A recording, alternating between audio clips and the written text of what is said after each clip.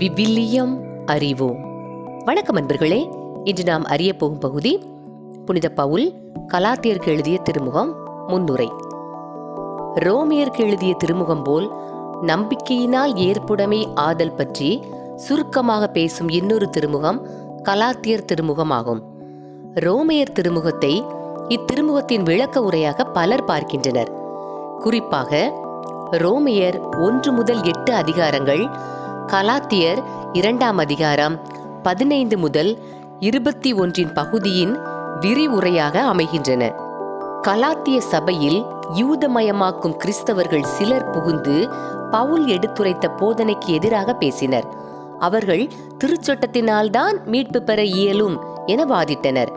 பிற இனத்து கிறிஸ்தவர்கள் மோசேயின் சட்டமாகிய விருத்த சேதனம் போன்றவற்றை கடைபிடித்தாக வேண்டும் என்றனர்.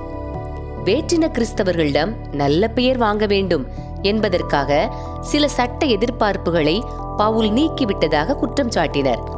இந்நிலையில் யூதமயமாக்கும் கிறிஸ்தவர்களின் போதனையை முறியடிக்க கடுமையான முறையில் பவுல் இத்திருமுகத்தை எழுதுகிறார். இதனை கிபி 52-53 ஆண்டுகளில் எழுதியிருக்கலாம் என்பது பொதுவான கருத்து.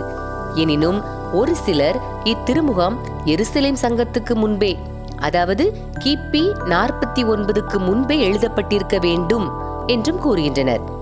இத்திருமுகத்தின் முதற் பகுதியில் பவுல் தம்மை குறித்து பேசுகிறார். தாம் இயேசு கிறிஸ்துவின் திருத்தூதர் என்பதை நிலைநாட்ட பார்க்கிறார். தம் திருத்தூது பணிக்கான அழைப்பு எந்த மனித அதிகாரத்திடமிருந்தும் வரவில்லை, மாறாக கடவுளிடமிருந்தே வந்தது என்கிறார். யூதர் அல்லாதோருக்கும் நற்செய்தி போதிப்பதே தம்முடைய பணி என அடித்துச் சொல்கிறார். நம்பிக்கையால் மட்டுமே நாம் கடவுளுக்கு ஏற்புடையவர்கள் ஆகிறோம் என்கிறார் பவுல். கிறிஸ்தவர் தூய்மையாக்கப்படுவது சட்டம் சார்பான செயல்களால் அல்ல, மாறாக நம்பிக்கையால் விளையும் கீழ்ப்படிதலால் என்கிறார். கிறிஸ்துவை சார்ந்தோர் உரிமை வாழ்வுக்கு அழைக்கப்பட்டவர்கள் என்பதை அழுத்தம் திருத்தமாக கூறுகிறார்.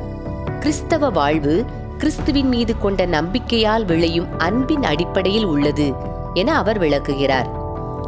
அமைப்பு 5 பகுதிகளாக உள்ளது. முதல் பகுதி முன்னுரை, அதிகாரம் 1, இறைவசனங்கள் 1 முதல் 10 வரை. இரண்டாவது பகுதி நிகழ்ச்சி பகுதி, பவுல் திருத்தூதராக அழைப்பு பெறல், எருசலேம் சங்கம், பவுல் அறிவிக்கும் நற்செய்தி. அதிகாரம் 1, இறைவசனங்கள் 11 முதல் அதிகாரம் 2 வரை. மூன்றாவது பிரிவு கொள்கை பகுதி, நம்பிக்கையால் இறைவனுக்கு ஏற்புடைமை ஆதல், அதிகாரம் 3 மற்றும் அதிகாரம் 4. நான்காவது பகுதி அறிவுரை பகுதி, கிறிஸ்தவர்களின் உரிமை வாழ்வு, நம்பிக்கை ஆகியவற்றை வாழ்ந்து காட்டுதல், அதிகாரம் 5 மற்றும் அதிகாரம் 6, 10வது இறைவசனம் வரை. ஐந்தாவது பகுதி முடிவுரை, அதிகாரம் 6, இறைவசனங்கள் 11 முதல் 18 வரை.